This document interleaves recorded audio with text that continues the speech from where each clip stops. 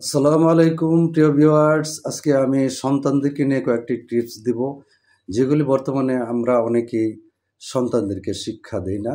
এগুলি মোটামুটি জরুরি। আশা করি ভালো লাগবে। পুরা ভিডিওটা শুনুন, দেখুন। ১ নম্বর হলো ঘরে প্রবেশের সময় সালাম দিয়ে প্রবেশ করা এবং ঘর থেকে বাহির হওয়ার সময় সালাম দিয়ে বাহির হওয়া। খাওয়ার সময় বিসমিল্লাহ বলে খাওয়া অথবা যেকোনো কাজ করার সময় বিসমিল্লাহ বলে কাজ শুরু করা।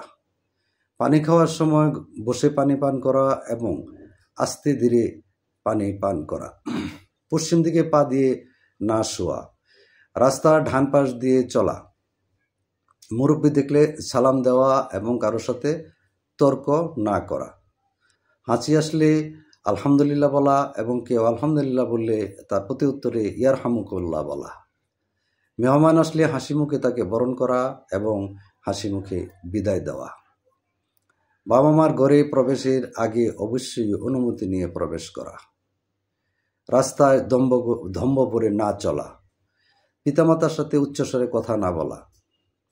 অপচয় না করে কিছু কিছু দান করার অভ্যাস গড়ে তোলা। সবার সাথে নম্রভাবে হাসি মুখে কথা বলা। গরিবদেরকে কখনো তাচ্ছিল্য না করা। মুরব্বীদের জন্য আসন ছেড়ে দেওয়া। বাবা মার অনুমতি ছাড়া বাহিরে না থাকা। ঘরে দাদা দাদি থাকলে তাদেরকে সম্মান করা। বাবা মার সাধ্যের বাহিরে কোনো কিছু আবদার না করা। প্রতিদিন সকালে কোরআন তেলাওয়াত করা এবং কোরআন তেলাওয়াত করা এবং সন্ধ্যার পর ঘরের বাহিরে না থাকা। এই টিপসগুলি বর্তমানে আমি মনে করি জরুরি হয়ে পড়েছে। প্রত্যেকের সন্তানকে এই জিনিসগুলি শিক্ষা দিলে আপনার জীবনে সেগুলি প্রতিফলিত হবে, আপনার আমার জীবনে কাজে লাগবে। সন্তান যদি ছোটোবেলা থেকে নৈতিক শিক্ষা শিক্ষিত হয় তাহলে এটা আপনার জন্য যেমন উপকারী, সমাজের জন্য তো এরকম উপকারী। এবং পারিবারিক শিক্ষা একটা বড় শিক্ষা। এই শিক্ষাটা কিন্তু সারা জীবন কাজে লাগে এবং এগুলি ছোটোবেলা মানুষের সন্তানের মধ্যে গেঁথে দেওয়া যায়। গেঁথে দিতে পারলে এটা কিন্তু সকলের জন্য উপকারী হবে, আপনার জন্য মঙ্গলজনক হবে।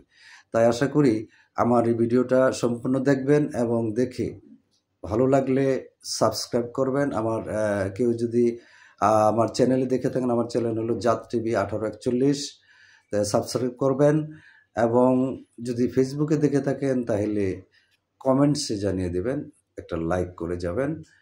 আশা করি সবাই উপকৃত হবে। আসসালামু আলাইকুম ওয়া রাহমাতুল্লাহ।